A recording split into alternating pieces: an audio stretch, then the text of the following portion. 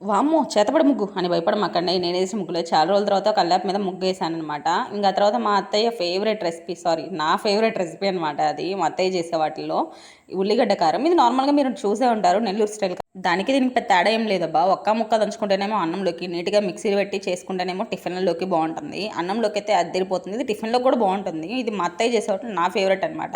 దీనికి పెళ్ళైన కొత్తలో మా ఆయన ఒకసారి నాకు రెసిపీ ప్రాసెస్ మొత్తం చెప్పి, ఇలా మా అమ్మ చేస్తది ఒకసారి నాకు చేసి పెట్టవా అంటే, అది నాకు వచ్చేసరికి మిరపకాయ చారైంది. సంగట్లోకి తింటాం కదా మిరపకాయ చారు, అట్టయిపోయింది. ఇంకా ఆయాల నుంచి ఇట్లాంటి ట్రెడిషనల్ వంటల జోలికైతే అస్సలు మనం పోవట్లేదనమాట. మళ్ళీ మా అత్తయ్య ఊరు పోయినప్పుడు అత్తయ్య నువ్వు ఇది ఇట్లా చేస్తావంట కదా, మా బావ ఇట్లా రెసిపీ చెప్పినట్టు ఒకసారి చేయరాదే అని అంటే మా అత్తయ్య చేసి పెట్టింది. ఇంకా ఆయాల నుంచి ఎప్పుడు మా ఇంటికి పోయినా కానీ మా అత్తయ్యతో అడిగి చేయించుకునే పచ్చడి అనమాట. తినుంటే మాత్రం కామెంట్ చేయండి. అసలు తినకపోతే మాత్రం ఒకసారి ట్రై చేసి తినాల్సిన రెసిపీ అబ్బాయి ఇది. అంతా బాగానే ఉంది కానీ ఇంగ్రీడియంట్స్ అసలు నువ్వేం చెప్పట్లేదు ఏంది అని అంటారు. ఆడ ఏమీ లేవు. మళ్ళీ ఉల్లిపాయ, ఎండుమిరకాయలు, ఉప్పు, కాస్త నూనె, తాలింపుకు సరిపడట్టు, ఇంక అంతకుమించి ఏమి ఉండదు. రోట్లో వేసి దంచడమే పెద్ద ప్రాసెస్. దంచిన తర్వాత టేస్టే కొత్తగా ఉంటుంది.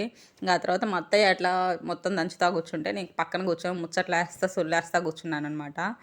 ఇంక ఈ ఉల్లిగడ్డ కారం ఒక్కటి ఇంట్లో ఉంటే చాలు. పొద్దున్నే టిఫిన్స్ చేసి చట్నీలు చేయడానికి బద్ధకంగా ఉన్నప్పుడు, మధ్యాహ్నం పూట కర్రీస్ చేసుకోలేనప్పుడు క్యారేజీలలోకి పచ్చడి ఈ కారం వేసుకొని వెళ్ళిపోతాం అనమాట. దీంట్లో ఒక్క రోజు నెయ్యి వేసుకున్నా, లేకపోతే నెయ్యి కూడా అవసరం లేదు, కారంగా ఉండదు, అంత నీట్గా భలే టేస్టీ ఉంటుంది.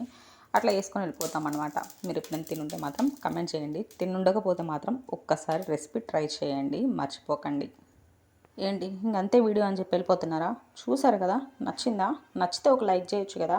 సబ్స్క్రైబ్ అంటే ఎట్లాగో చేయట్లేదు. చూసి నచ్చితే మాత్రం లైక్ చేయండి అబ్బా. టేస్ట్ చేసిన తర్వాత వండుకొని నచ్చితే అప్పుడు సబ్స్క్రైబ్